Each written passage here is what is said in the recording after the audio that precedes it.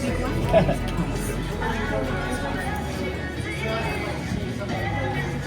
going to shut the music off. Yeah, now we don't have to sing. Oh, crap! Come on. I can sing. A nice duet. Yeah. Okay, so I'm kind of winging this. Lots of stuff has been going off on my head, but first of all, for those of you that may not remember me or know me, I'm Steve's wife, Naz. Happily married, we've been 40 years in June, so it's been quite a ride. I'd like to thank everyone for coming today. This means so much to myself, Steve's siblings, our families. To just see the turnout is amazing. So thank you very much for making the trip. I wish it was warmer because this weather is not fun for me, but that's okay. So first, I would like to introduce you to our kids and their spouses, because I'm sure some of you may have seen them maybe, over 30 years ago, or maybe never met them. So Danielle, if you could stand up, please. It's our daughter, Danielle. She's very shy, as you can tell. And her husband, Mike. Very shy. And then our son, Andrew. Who's not shy? And his wife, Becca. Becca shy. Along with our baby grandson. Due June 28th. And Steve knew that he was going to be a grandpa, which is very, very special to all of us. So, everybody knows Steve, very loving, caring person, but we also remember him as having such a quick wit, and things that would just come out of his mouth sometimes. You just sat there and went, huh? What did you just say? So there's lots of stories going on in my head, but one of the, I think, funniest things that really envisioned Steve is when I was having Danielle. I was having a section, and so Steve came in, and he was quite nervous because he wasn't expecting that. It was an emergency C-section. So he's up at my head, talking to me, holding my hand. Danielle's about to be born, so the doctor asked if he wanted to step up and cut the cord.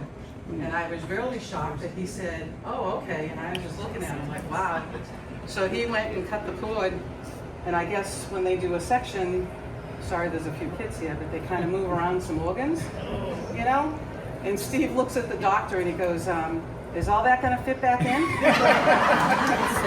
He goes, because I've had Christmas gifts where something's broken and I try to get the shit back in the box and it doesn't fit. So I just want to make sure she's not going to be walking around with something hanging out. The whole operating room just started busting up laughing. And they had to stop. Like, I got held up for about 5 minutes because they just were laughing so hard. But that was Steve. And another time, just one other quick story.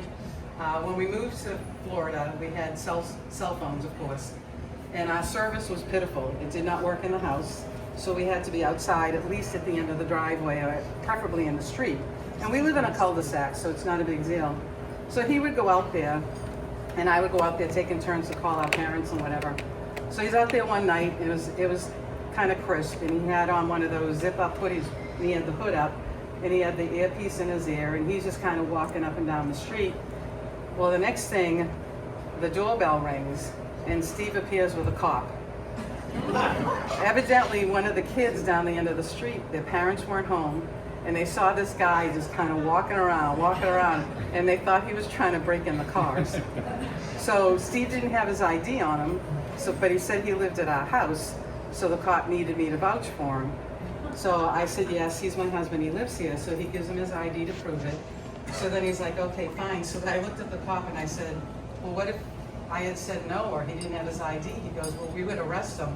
And the cop starts walking out, and I'm like, well, can I change my answer? But Dick is going to say a few words, but again, I just want to say thank you from the bottom of our heart. Steve had a special place, I know, in everyone's heart. He meant so much to us. He's a very caring, loving person. And I just want to let you know, he never, ever, ever complained once about being sick. I don't know if you've had an opportunity to look at any of the photos. We had these going on during his wake. In the last photo, there's a picture of him dressed up as a Superman that we did one year for Halloween. And he was our Superman. and right up until the very end. So anybody raise a glass to Steve. Steve, we love you and always will. Thank you. Thank you. God bless you both. Good job, Naz. I'd like to also preface with thank you everybody for taking the time to come and share the celebration of life of Steven. We all know what a loving, caring guy he was, and he is with us now, and he always will be right here in our hearts. He has a special spot in my heart, and I'm sure in yours also. There's a couple of stories I wanted to share with you, and one goes back to when we were little children in a 2-bedroom, 1-bathroom house. And my mother loved to cook, and Steven loved to eat. And anytime supper was ready, the first one running into the kitchen to get up in his chair was Steve. And Steve would be in his chair with his hand, with his fork and his spoon, just waiting. And his feet would be going like this with excitement. And we couldn't figure out why he was so excited. And my mother would come out with the food, and Steven's watching her put the potatoes on the plate, and then we cut the meat and the gravy, and he was in heaven. This is what it was all about, was eating the steak. And my mother would look at my father and say, "My God, Bob, where does he put it all?"